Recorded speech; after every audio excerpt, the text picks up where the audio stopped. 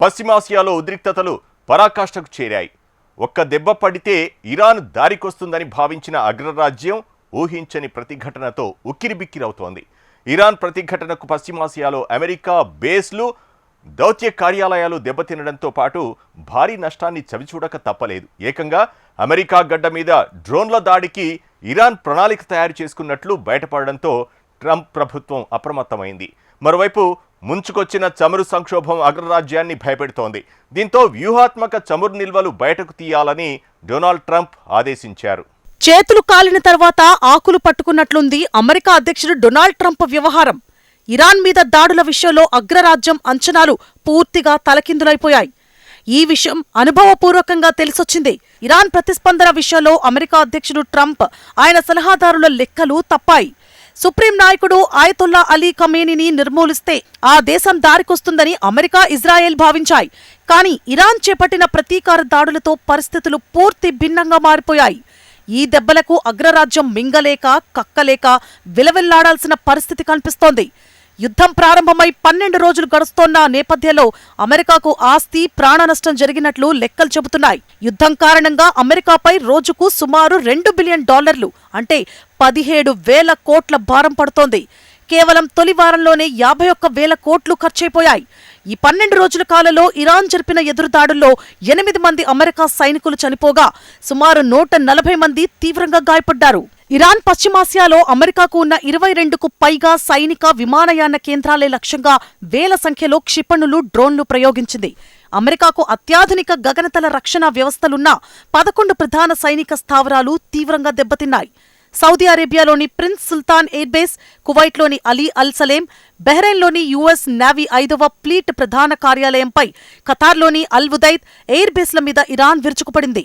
America సైనిక కేంద్రాలే కాకుండా రాయబార కార్యాలయాలను కూడా టార్గెట్ చేసింది ఇరాన్. ఇజ్రాయెల్ సహా 6 దేశాల్లోని అమెరికా ఎంబసీలపై డ్రోన్ దాడులు జరిగాయి. కువైట్, ఇరాక్లోని కార్యాలయాలు స్వల్పంగా దెబ్బతిన్నాయి. భద్రతా కారణాల దృష్ట్యా 6 దేశాల్లోని దౌత్య కార్యాలయాలను అమెరికా తాత్కాలికంగా మూసివేసింది. ఈ యుద్ధంలో అమెరికా 3 F-15E స్ట్రైక్ ఈగల్ యుద్ధ విమానాలను కోల్పోయింది. 11 MQ-9 రీపర్ డ్రోన్లు కూడా ధ్వంసమయ్యాయి. సుమారు 22,000 కోట్ల విలువైన థాడ్ రక్షణ వ్యవస్థలోని రాడార్ కేంద్రాలను ఇరాన్ డ్రోన్లు విజయవంతంగా లక్ష్యం చేసుకున్నాయి. పశ్చిమాసియా పరిణామాలతో ప్రపంచ దేశాలు చమురు సంక్షోభంలో కూరుకుపోతున్నాయి. వాస్తవానికి యుద్ధం ప్రారంభానికి ముందే అమెరికా అధ్యక్షుడు డొనాల్డ్ ట్రంప్ సమీక్షలు నిర్వహించారు. ఇరాన్ మీద దాడి చేస్తే ఇంధన సరఫరాకు ఎలాంటి ఆటంకం, సంక్షోభం ఉండదని, ఆందోళన చెందాల్సిన అవసరం లేదని అమెరికా ఇంధన శాఖ కార్యదర్శి క్రిస్ వైట్ స్పష్టం చేశారు. ట్రంప్, ఇతర సలహాదారులు కూడా ఇదే అభిప్రాయం వ్యక్తం చేయడంతో దాడుల విషయంలో ముందుకు వెళ్లాలని నిర్ణయానికొచ్చేశారు. తీరా దాడులు ప్రారంభమయ్యాక చూస్తే పరిస్థితి భిన్నంగా ఉంది. ఇరాన్ తీవ్రస్థాయిలో ప్రతిదాడులతో పాటు హర్మూజ్ జలసంధిని మూసివేసింది.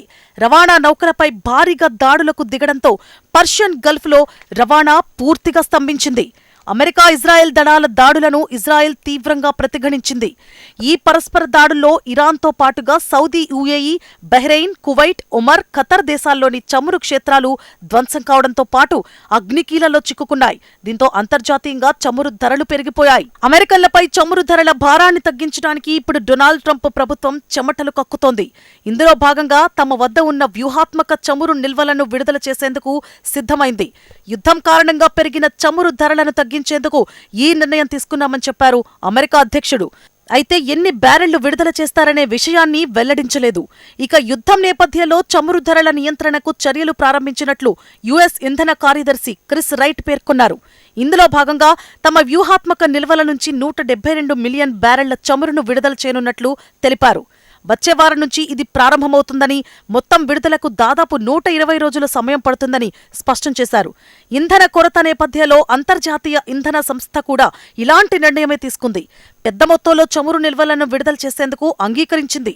అత్యవసర నిల్వల నుంచి 400 మిలియన్ బ్యారెళ్ల చమురును విడుదల చేయనున్నట్లు కూడా తెలిపింది. ఇదిలా ఉంటే అమెరికాపై ప్రతీకార దాడులకు ఇరాన్ కుట్ర పన్నుతోందా? దీనికి అవుననే అంటున్నాయి అమెరికా నిఘా వర్గాలు. అయితే ఇరాన్ తీర ప్రాంతాల నుంచే కాకుండా అమెరికా గడ్డకు అత్యంత సమీపంలోని అంతర్జాతీయ జలాల నుంచే డ్రోన్ దాడులు చేసేందుకు ఇరాన్ సిద్ధమవుతోందని FBI వెల్లడించింది. ఫిబ్రవరి 2026 ప్రారంభం నుంచే ఇరాన్ ఈ వ్యూహాన్ని అమలు చేయాలని భావించిందని తెలుస్తోంది. గుర్తు తెలియని నౌకల ద్వారా అమెరికా సమీపంలోకి చేరుకుని కాలిఫోర్నియాలోని కీలక ప్రాంతాలపై ఆకస్మిక దాడులు చేపట్టాలని ప్రణాళిక తయారు చేసింది. ఒకవేళ ఇరాన్ భూభాగంపై అమెరికా దాడులు చేస్తే దానికి ప్రతిగా ఈ డ్రోన్ వార్ను మొదలుపెట్టాలని నిర్ణయించారు. అయితే ఈ దాడులు ఎప్పుడు జరుగుతాయి, ఖచ్చితమైన లక్ష్యాలేవి అనే అంశాలపై స్పష్టమైన సమాచారం లేనప్పటికీ భద్రతా దళాలు అప్రమత్తంగా ఉండాలని FBI హెచ్చరించింది. దీంతో అమెరికా పశ్చిమ తీరంలో ఎల్-ఏ షరీఫ్ విభాగం అప్రమత్తమైంది. మతపరమైన కట్టడాలు, సాంస్కృతిక కేంద్రాలు రద్దీగా ఉండే ప్రాంతాల్లో పెట్రోలింగ్ను ముమ్మరం చేసింది. గతేడాది ఉక్రెయిన్ ఆఫర్ను డొనాల్డ్ ట్రంప్ తిరస్కరించినందుకు అమెరికా భారీ మూల్యాన్ని చెల్లించాల్సొచ్చింది. ఇరాన్ షాహిద్ డ్రోన్లు అమెరికా, ఇజ్రాయెల్ను తిప్పలు పెట్టడం తెలిసిందే. వీటిని తిప్పికొట్టేందుకు ఇంటర్సెప్టర్ డ్రోన్ టెక్నాలజీని ఉక్రెయిన్ ఎన్నడో అభివృద్ధి చేసింది. దీన్ని అమెరికాకు అందించడానికి ముందుకొచ్చింది. గతేడాది ఆగస్టులో ట్రంప్తో భేటీ సందర్భంగా ఉక్రెయిన్ అధ్యక్షుడు జెలెన్స్కీ స్వయంగా ఈ ప్రతిపాదనను ముందుంచారు. అయితే ఈ ఉక్రెయిన్ సామర్థ్యాన్ని శంకించిన ట్రంప్ తమకు ఇవి అవసరం లేదని తిరస్కరించారు. ఆ తర్వాత అమెరికా దళాలకు ఉక్రెయిన్ పవర్ పాయింట్ ప్రెజెంటేషన్ కూడా ఇచ్చింది. కానీ అమెరికా నుంచి ఎలాంటి స్పందన లేదు. తాజా యుద్ధంలో ఇరాన్ షాహిద్ 136 వన్-వే అటాక్ డ్రోన్లను అడ్డుకునేందుకు అమెరికా పేట్రియాట్ వంటి ఖరీదైన క్షిపణులను వినియోగించడంతో ఖర్చు తడిసి మోపెడవుతోంది. దీంతో అమెరికా ఇప్పుడు అత్యవసరంగా ఇంటర్సెప్టర్ డ్రోన్ టెక్నాలజీ కోసం ఉక్రెయిన్ను సంప్రదించింది. అమెరికాకు ఇచ్చేందుకు తాము సిద్ధమేనని ఉక్రెయిన్ ప్రకటించింది. ఇదిలా ఉంటే అతి త్వరలోనే ఇరాన్తో యుద్ధాన్ని ముగిస్తామని ప్రకటించారు అమెరికా అధ్యక్షుడు డొనాల్డ్ ట్రంప్. ఇరాన్పై అమెరికా చేపట్టిన సైనిక చర్యలను సమర్థించుకున్నారు. తాము ఎప్పుడు కావాలనుకుంటే అప్పుడు యుద్ధం ఆపగలమని పేర్కొన్నారాయన. అమెరికా సేనలు ఊహించిన దానికంటే ఎక్కువ ఇరాన్ను నష్టపరిచినట్లుగా తెలిపారు. ఇకపై తాము ఇరాన్లో ఛేదించాల్సిన లక్ష్యాలేవీ లేవని పేర్కొన్నారు. ఇరాన్తో యుద్ధంలో మా ప్రణాళిక కంటే ముందున్నాం. 6 వారాల్లో సృష్టిస్తామన్న విధ్వంసాన్ని అంతకన్నా ముందే, అంతకంటే ఎక్కువే చేశాం అని ట్రంప్ వ్యాఖ్యానించారు. చరిత్రలో ఏ దేశం చూడలేదనే విధంగా తాము ఇరాన్పై దాడి చేసినట్లు చెప్పారు. గత 47 సంవత్సరాలుగా ప్రపంచానికి నష్టం కలిగించిందని ఆరోపించారు. ఇప్పుడు దానికి భారీ మూల్యం చెల్లిస్తున్నారని కూడా చెప్పారు. అమెరికా సైన్యం ఇరాన్ నౌకాదళ సామర్థ్యాలను తీవ్రంగా దెబ్బతీసిందని ట్రంప్ పేర్కొన్నారు. ఒకే రాత్రిలో ఇరాన్కు చెందిన అనేక మైన్ లేయింగ్ నౌకలను ధ్వంసం చేశామని, వారి నౌకాదళం దాదాపు పూర్తిగా నాశనం చేసినట్లుగా ఆయన తెలిపారు. మరోవైపు పశ్చిమాసియా యుద్ధం ముగింపుపై అమెరికా అధ్యక్షుడు డొనాల్డ్ ట్రంప్ చేసిన వ్యాఖ్యలను ఇరాన్ కొట్టిపారేసింది. యుద్ధాన్ని ఎప్పుడంటే అప్పుడు ముగించగలదన్న ఆయన వ్యాఖ్యలను తోసిపుచ్చిన ఇరాన్ ఆ శక్తి తమకు మాత్రమే ఉందని స్పష్టం చేసింది. యుద్ధాన్ని ముగించడానికి ఇరాన్ అధ్యక్షుడు మసూద్ పెజెష్కియాన్ 3 షరతులు విధించారు. ఇరాన్ చట్టబద్ధమైన హక్కులను గుర్తించడం, యుద్ధ నష్టపరిహారం చెల్లించడం, భవిష్యత్తులో ఎలాంటి దురాక్రమణలు జరగవని అంతర్జాతీయ హామీలు ఇవ్వాలని సూచించారు. ఈ మేరకు ఆయన సామాజిక మాధ్యమం ఎక్స్లో పోస్ట్ చేశారు. ప్రాంతీయ శాంతి పట్ల ఇరాన్ తన నిబద్ధతను చాటుకుందని పెజెష్కియాన్ పేర్కొన్నారు. పొరుగు దేశాలతో ఘర్షణ కోరుకోవడలేదని, తమ భూభాగంపై దాడులు చేయడానికి ఉపయోగించే స్థావరాలను మాత్రమే లక్ష్యంగా చేసుకుంటున్నామని స్పష్టం చేశారు. ఇరాన్పై జరుగుతోన్న బలవంతపు యుద్ధం, సైనిక దురాక్రమణ సమస్యలను అంతర్జాతీయ సమాజం పరిష్కరించకపోతే ప్రపంచ భద్రత అస్థిరంగా మారుతుందని పెజెష్కియాన్ హెచ్చరించారు.